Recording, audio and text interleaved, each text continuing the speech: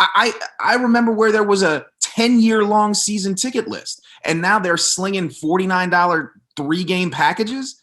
Wow. A new stadium isn't going to fix 30 years of this. Wow. So he's got to go. He's got to go.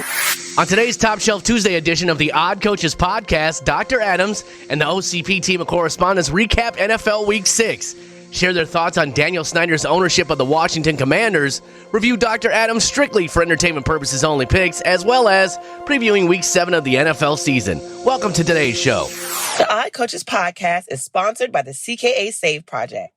The CKA Save Project is an industry leader in providing student-athlete academic and athletic support. From assessing student-athletes' academic and athletic skills, to measuring and monitoring student-athlete academic progress, to improving student-athlete time management and organizational skills, the CKA Save Project provides wraparound services for student-athletes from middle school through college. For more information, visit us on the web at www.ckasaveproject.org or schedule a free consultation with Dr. Keith Adams by emailing cka@ckasaveproject.org.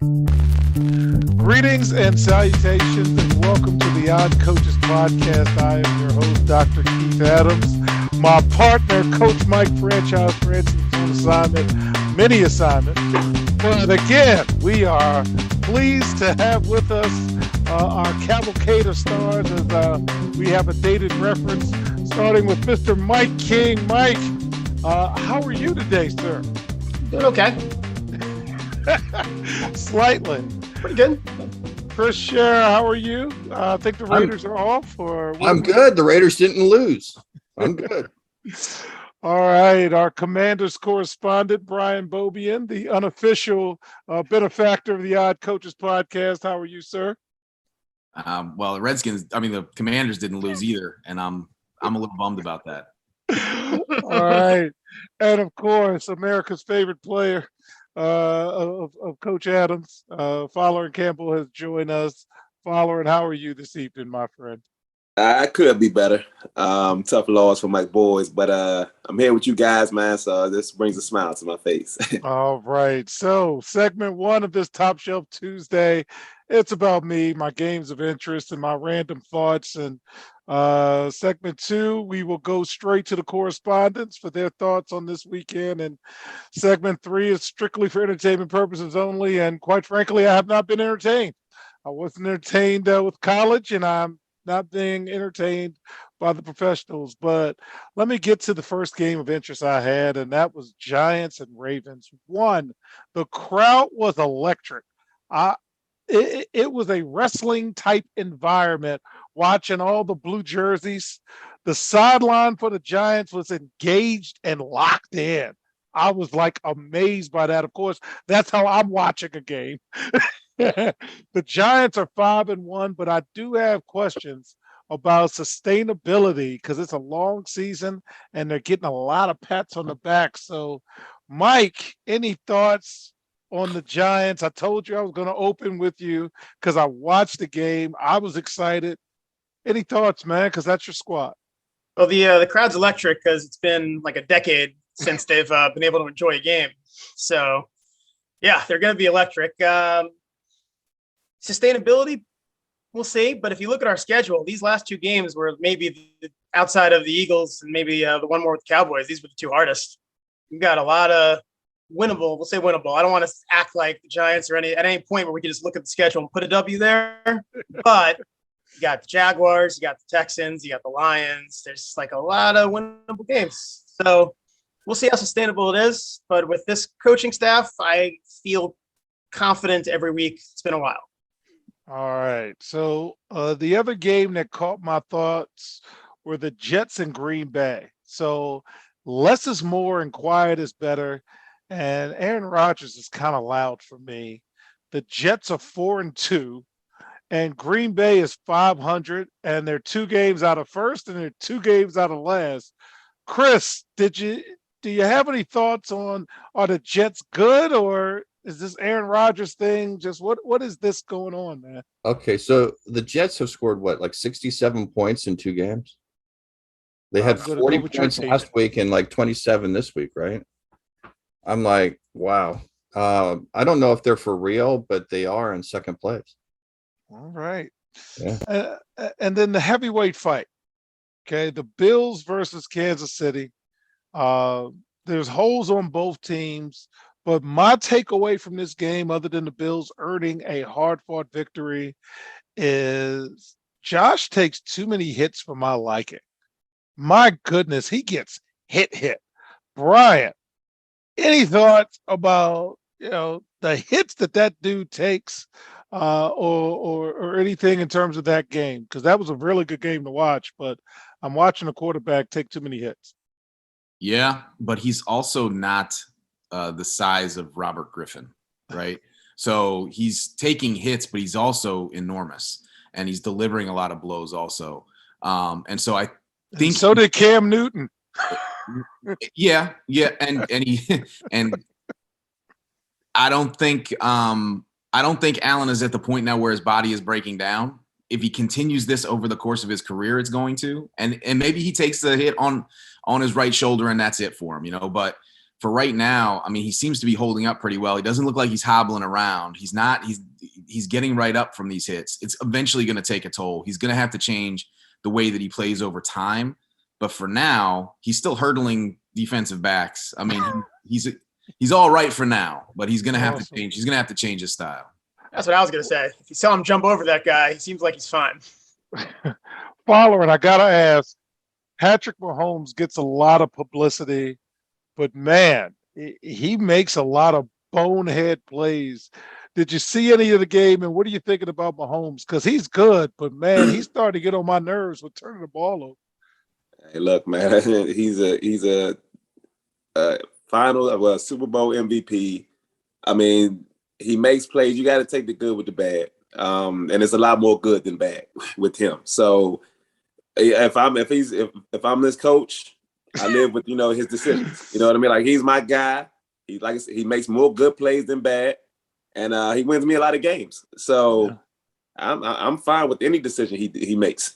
All right. And fans, that was a setup, because that literally is what I said in 2004, where you just got to live with great players, sometimes doing things. And as my assistant would say, turn your head and just turn your head. So I guess that's what you're saying, follower. And sometimes Andy Reid just has to turn his head and say, we're going to win more than we lose with this guy. On to the next one. Okay. So my random thoughts starts with Dan Snyder, and I'm glad Brian was able to join us today. So this past week, there was more damning news about the Washington Commanders and their ownership, and why it may be a struggle to remove Snyder as an owner. It's apparent that he has deep, dark secrets about the league, and he will, scorch earth and burn it. But quite frankly, something has to be done, but it won't. So, Brian, what are your thoughts as a lifelong fan of the Commanders? You've seen the reports. Man, how are the regular folks feeling about this? Well, it's kind of, yeah.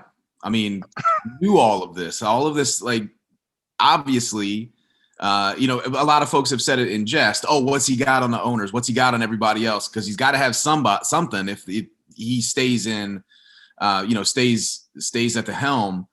The fact that he came out and said it, or somebody, or he's quoted as coming out and saying that he's got deep, dark secrets on all of the owners and he's going to blow up the league. The league is going to be fine. Yeah. Regardless of what comes out about different owners, the league is going to be fine. People are going to continue to watch.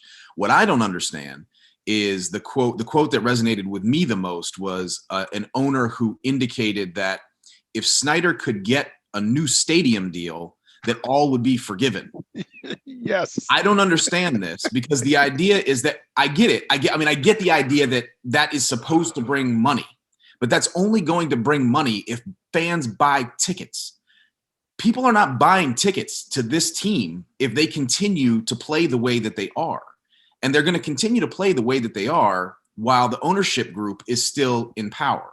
So until that changes, I don't foresee any change on the field, which means that they're going to continue to hemorrhage season ticket holders. I just heard an ad on the radio coming back from the shore today that said 3 games for $49 for the Commanders. I remember where there was a 10-year-long season ticket list, and now they're slinging $49 3-game packages. A new stadium isn't going to fix 30 years of this. Wow. So he's got to go. He's got to go. And if the ownership, if the league-wide ownership cannot see that this is a cancer that has to be excised, then they're the dumbest bunch of billionaires on the face of the planet. I mean, this was one of the 2 or 3 richest franchises in the league 15 years ago. And now, I mean, it's an embarrassment. And it starts at the top, and it's gotta change.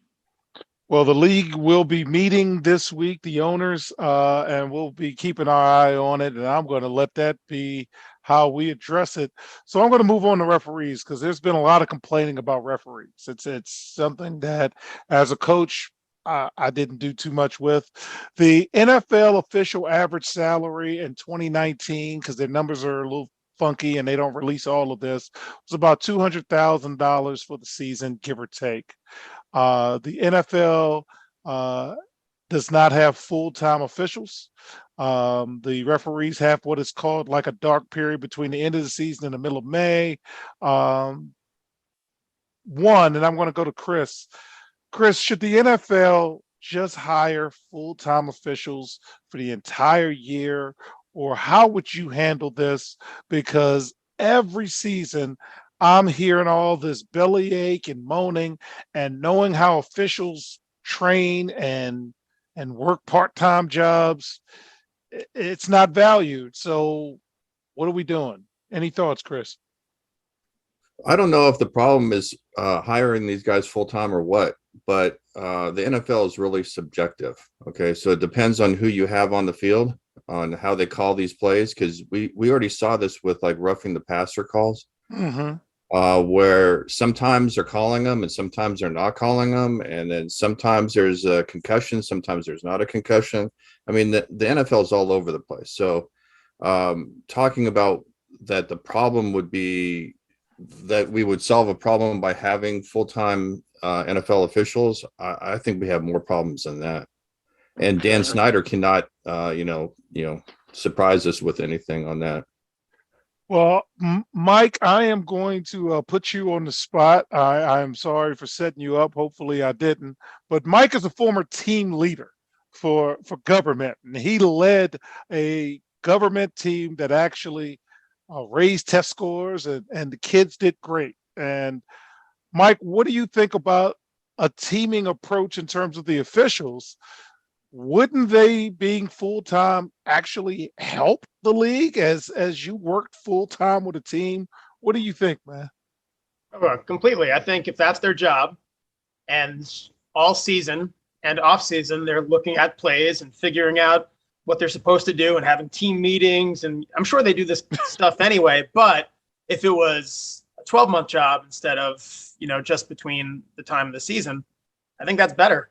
I don't see the negative. No, there is a lot of subjectivity to it, but maybe we can get rid of things like when the Ravens had a touchdown and there was 0 seconds on the clock for like 2 seconds. Maybe if they like met and talked and they were like, look at that 0, someone's supposed to be, maybe that stuff wouldn't happen.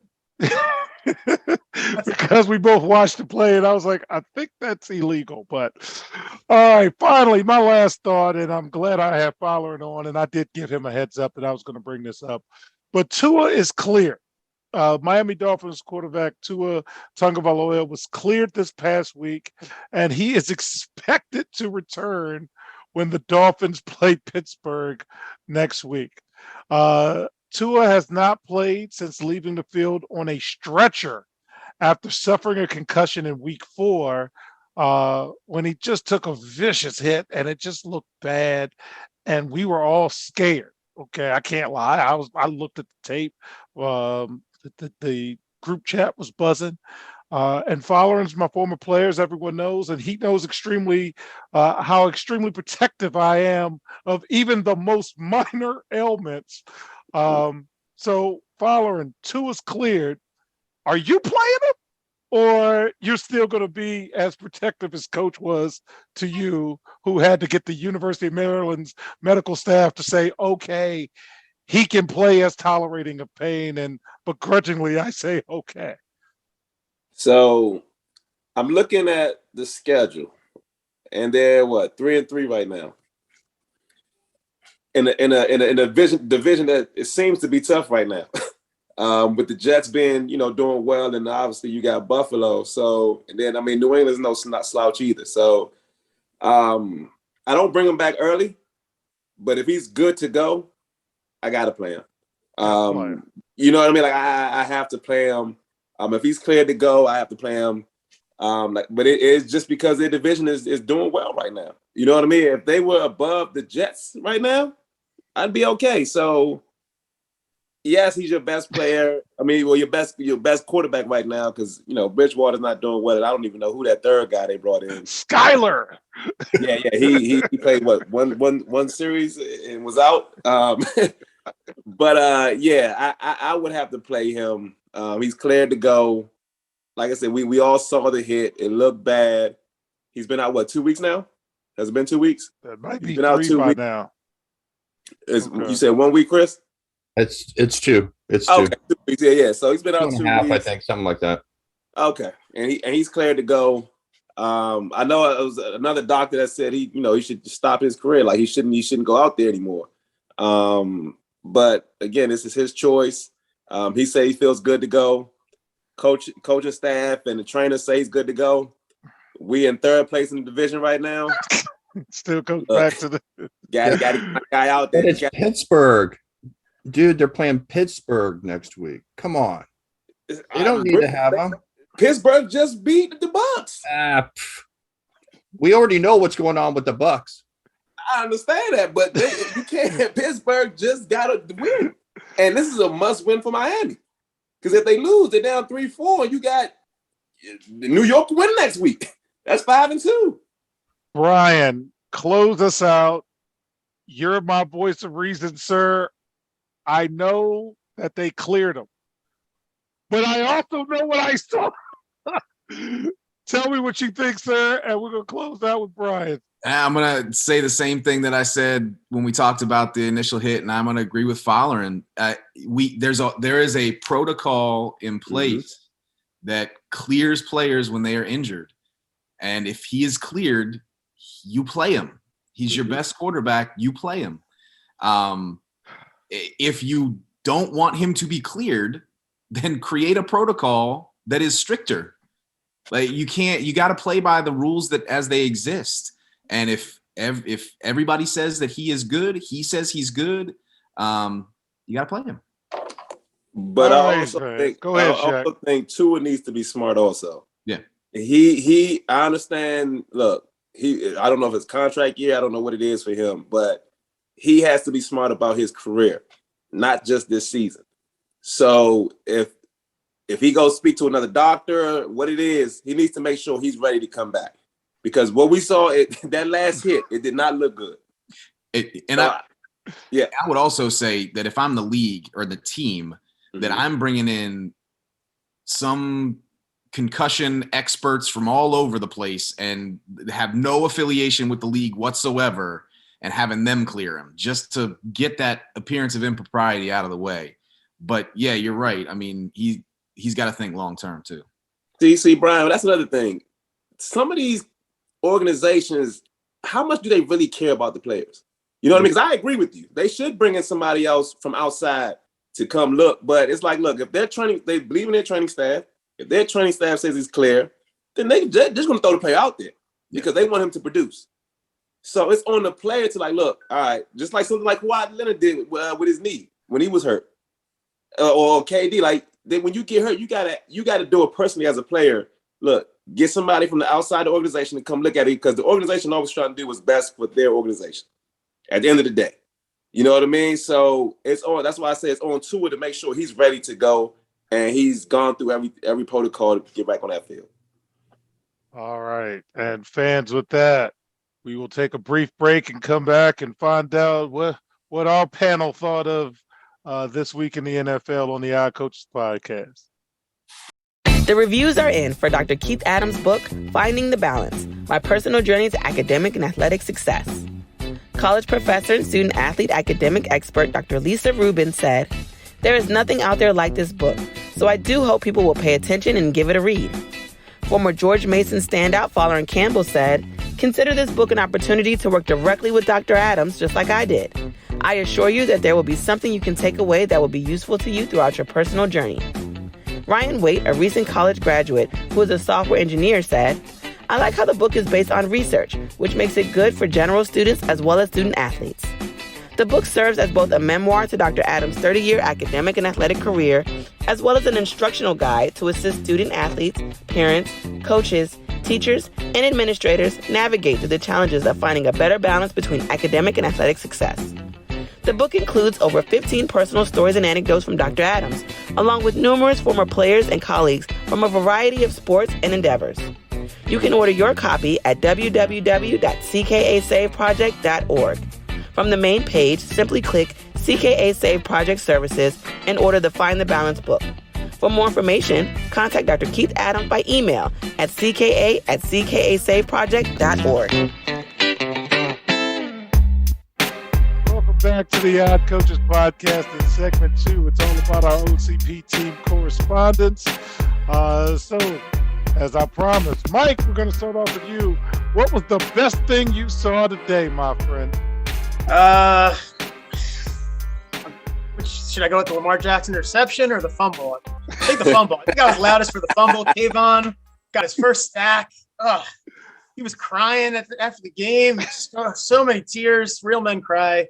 I'll go with that. That was the best thing I saw. All right, Chris, what was the best thing you saw today? The entire Kansas City Buffalo game. I think that was the best I saw. And going back to Monday night, the Kansas City Raider game, that was good too. Okay. Fowler, what was the best thing you saw today? This Kansas City and Buffalo game was good, man. On both sides.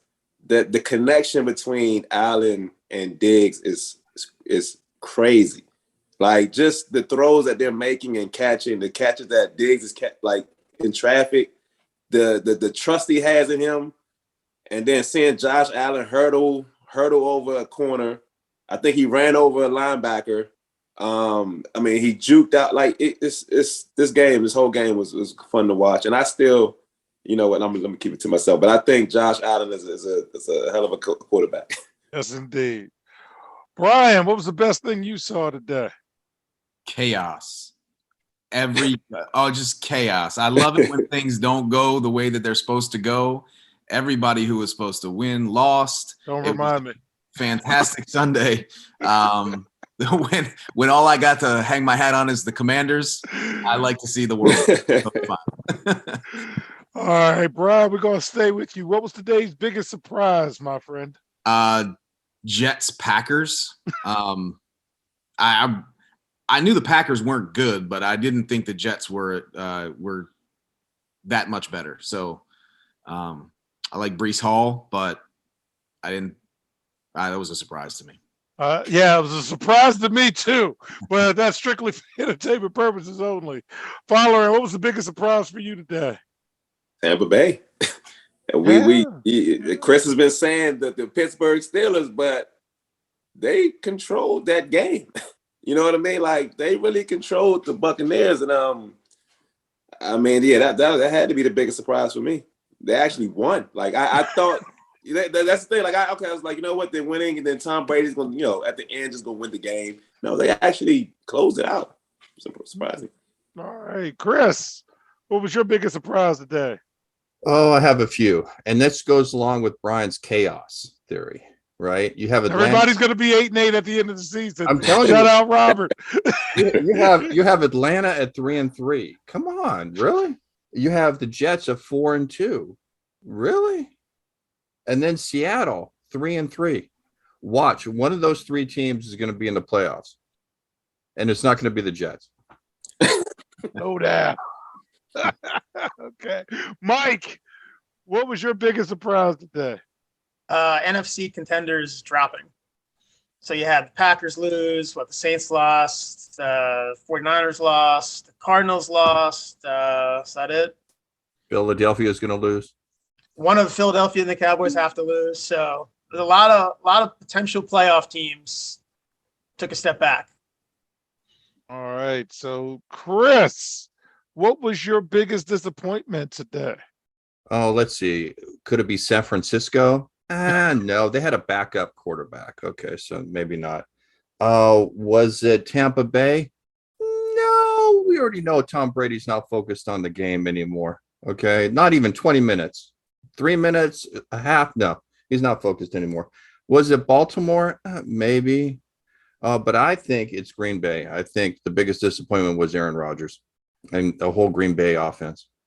Okay. Brian, what was your biggest disappointment today? I'm gonna go with the oh my gosh, the team that the Giants beat. Ravens. What's that? Ravens. Yeah, man, Ravens. I don't know why the Ravens can't close out games, and I don't know why I couldn't remember it was the Ravens, but they just can't seem to pull it out, and it's I don't know that Harbaugh is going to make it through the year if they have too many more of these. Oh man, Fowler, what about you? What was today's biggest disappointment? The 49ers. By far, I thought we had momentum going into this game. Clearly not. Atlanta played well. I can't believe Mariota actually only had one incompletion. That's crazy. But yeah, just that Niners game was just all bad all around. And Mike, what was your biggest disappointment today? If you could stop smiling. So I'm going to give Rodgers benefit of the doubt because he got hurt in the last play of the Giants game when he was going for the Hail Mary and they got his throwing hand. I think it's got to be the Ravens. 10 points, they kind of had it. And then I don't want to say they gave it away, but they kind of gave it away. All right. So, Chris, what should we look for next week? Okay, so Tua returns, right? And so we say, hey, is he going to perform? We need to see that. I wouldn't play him. It's Pittsburgh. Okay, I keep saying that. It's Pittsburgh. It doesn't matter. You can put up Bridgewater and they'll still win.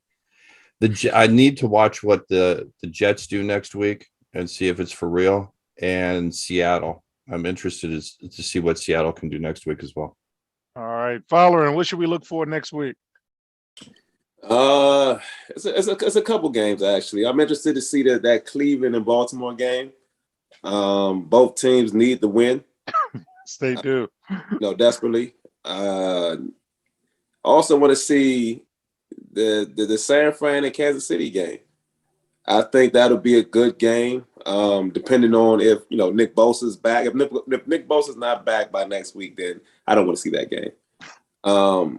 But if he's back, I think that'll be a good game to watch. But those two, I really want to see Baltimore and Cleveland. I think good rivalry, division rivalry game, and both teams need to win. So, Mike, what do we want to see next week? What should we look for? I mean, looking at this slate of games, it kind of looks like every game should be on Thursday Night Football. There's not really a lot here that excites me.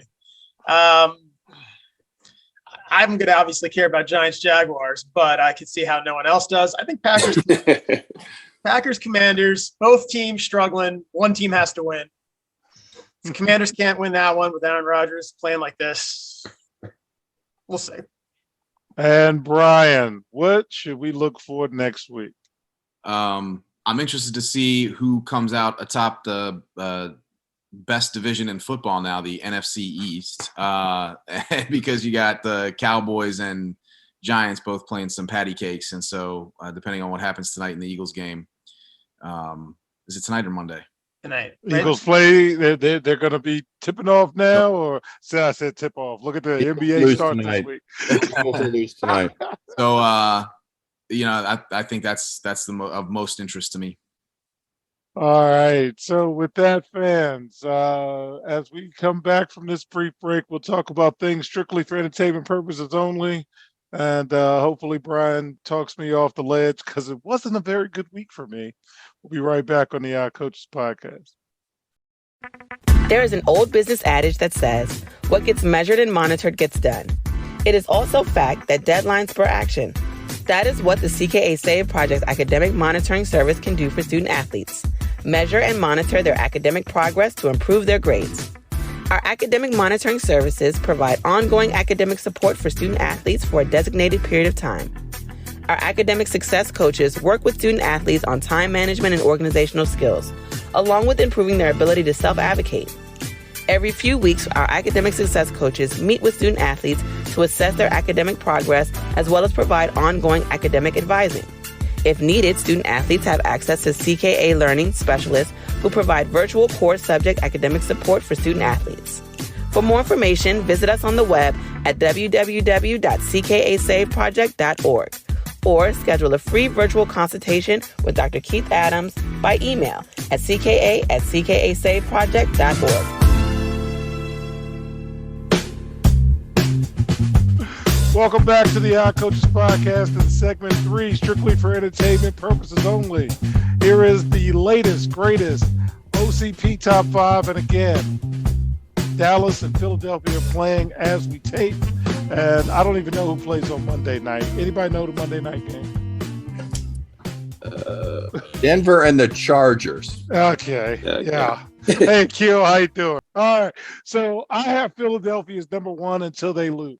Once they lose, they become everybody else. So I'm going to ride Which is the undefeated as long as I can. So when this comes out, Eagles would have beat the Cowboys. Now, if I'm wrong, hey, I've been wrong a lot. So I got Buffalo as number 2, even though they probably should be number 1 because they actually beat somebody. But I'm rolling with the undefeated team. The bank robber Kirk Cousins and the Minnesota Vikings are 3. The Giants at 5 and 1 are 4 because they beat the Ravens. So I can't put the Ravens in because they just lost 1, 2, 3 in the middle of the ring clean. And I have the Cowboys at 5 only because I can because they haven't played and lost yet. And on the outside looking in, I got Kansas City and the Jets. Okay. So that's my 5. Let's get to the pick so I can take my medicine. If Fowler can take the medicine, I can take it too. Last week I was 3 and 2, talked mad trash. This week I am 1 and 4. So here's what I had. I had the Cardinals minus 2.5, and that didn't work out for me. I don't like Cliff Kingsbury. I know I don't like Cliff Kingsbury. The audience knows I don't like Cliff Kingsbury, but my tag team partner, Mike Francis, likes that Kyler Murray kid. So as I'm looking at it, minus 2.5 against that team, go with the Cardinals. Didn't work out for me. Over under, I did win. Bengals Saints over 43. I caught that early in the week, fans, and they came through for me. My 2 play of the week, the Bucks lost, and the Rams. Did they even win? What happened with the Rams game? Yeah, the Rams won. All right, it didn't matter because the Bucks lost, so I lost interest. My 3 play of the week, all 3 lost. I picked the 49ers because of that dude on the screen told me in the preseason this is their year, so I went all in on them. Story of my life. I had the Ravens, no disrespect to Mike, but again, they should win. I didn't even do the spread. And the Packers and the Jets, come on, Aaron Rodgers, it's Aaron freaking Rodgers. And no, that didn't work out for me. In my money line play, it's not often you're going to get the Chiefs as an underdog. I jumped on that, and Mahomes threw the interception. So that's where I am. We'll hopefully have a better next week. So our season-long win totals. I got Pittsburgh over 7.5. They got 2 wins right now, fellas. Nope. Jacksonville over 6.5. They had the Colts right where they wanted them, and they blew that one. Got Buffalo over 11.5. They got 4 wins. I got to think Buffalo's going to get 12 wins. I got the Chargers over 10 wins. They play on Monday night. Got Minnesota over 9. They got 5 wins. They're halfway there. I don't know what I was thinking when I picked New Orleans. Jameis Winston broke up, and he's not even playing, I don't think. And I think New Orleans plays on Thursday night, too, this coming week. I got Philadelphia over 9 wins. They should get there. They're already at 5, and hopefully they'll get 6. And that dude on the screen right there, I got San Francisco over 10 wins. They're at 3 right now, and they don't look very good. So, thanks, Fowler. Appreciate you. The week 7 buys. We've got Buffalo on bye next week. The Rams, Minnesota, and Philadelphia is on the bye. Here are my games to watch. Indianapolis versus Tennessee for the AFC South. Green Bay versus Washington. I do want to see Cleveland, Baltimore, and I do want to see Kansas City, San Francisco. So as we wrap up, any final thoughts, starting with Mr. King? What are any final thoughts before we leave, Mike? Your top 5, I think I'd put the Giants at 6. I'd have Kansas City still in that top 5. They lost. Okay. Chris, final thoughts, sir. Oh my God. No. Okay. You have to look at who's going to be in the Super Bowl. Okay. So Buffalo's number 1. I say Giants are number 2. I don't know why Mike doesn't want his team to be in the Super Bowl. I still thought the Baltimore Giants game really was a preview for the Super Bowl. I really think those two teams have a good shot at being in the Super Bowl. I know you say slow down, but no. I'm not slowing down, because if it's not the Raiders, I got to pick somebody. Okay. And then when it comes to the games to watch, I still think Seattle's going to surprise the Chargers. And, you know, the only thing that's helping Philadelphia is the fact that they didn't play Dallas yet. Oh, too bad. All right. Okay, they play them right now. Follower, any final thoughts, sir? No, I'm excited about this game this evening. Cowboys and Eagles is going to be a good one, and I really do believe whoever wins this game tonight will be the division champs. Sorry, Mike. I understand. You know what I mean? But no, I'm excited about this game tonight. And then my top 5, New York is in my top 5. So New York is actually at 5. Well, I like Philly at 1, Buffalo 2, Kansas City is still 3 for me. That 4 is up in the air. I don't want to put Minnesota up there because I just don't believe in Cousins, man. I really don't. So His New York banker does. So New York can actually be 4, and I mean, yeah, Minnesota Jets. Look, we don't want to say the Jets, man, but they're balling right now. That defense is playing well. All right, Brian. Final thoughts, sir, and thank you for coming. We all keep apologizing to Mike. Yeah. They have 5 wins is more than he was expecting. So we shouldn't apologize to Mike. More than last year already. But no, bro, I think it comes from when we started the preseason talk. I think we were kind of getting on Mike a little too hard. You know what I mean? So that's why the apologies are coming even stronger now. So, you know, by next week, there will be no more apologies. Like now, like, all right, it's all out. You know what I mean? Fair. No, I mean, I think it's going to be interesting to see Washington against the Packers. I'm going to quarterbacks. Will you actually go to that game, or are you still shelling off the tickets? My sister is actually going to that game. But you know, good quarterbacks absolutely just gash their defense. And if they're able to get to Rodgers, there's something desperately wrong with Rodgers, and B, I think that'll be a good indicator that their defensive line is at least playing better than they did the first couple weeks of the season. So that's good news for them. Hopefully Chase Young is back in the next few weeks. I don't know where his knee is, but I'm not playing the rest of the season if I'm Chase Young. I'm not playing. Well, I'm a Chad. No. So this is actually a game I'm interested in watching. All right. Well, again, on behalf of our team correspondents and my tag team partner, Coach Mike Francis, I am Dr. Keith Adams saying thank you for listening and or watching the Odd Coaches podcast. And before I close, I want to send a special shout out to our super producer, Kelly, who got nominated along with his partner for a national award. He is flying from St. Cloud, Minnesota to New York City, baby. And we are rooting for him. I hope they win and take that home. He does a great job of making us look good and sound good. So, again, good luck to Kelly. And we'll see you on the sidelines. Till next time, take care.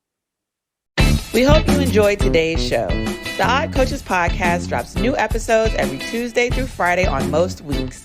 Make sure you subscribe to the Odd Coaches Podcast on Apple Music, iHeartRadio, Podbean, Spotify, and YouTube. Follow the Odd Coaches Podcast on Twitter and Instagram at Odd Coaches. Follow Dr. Adams on Twitter and Instagram at CKA Save Project. In addition, follow Coach Mike Francis on Twitter and Instagram at Coach Franchise, spelled Coach Franchize. For more information about the CKA Save Project, please visit them on the web at www.ckasaveproject.org.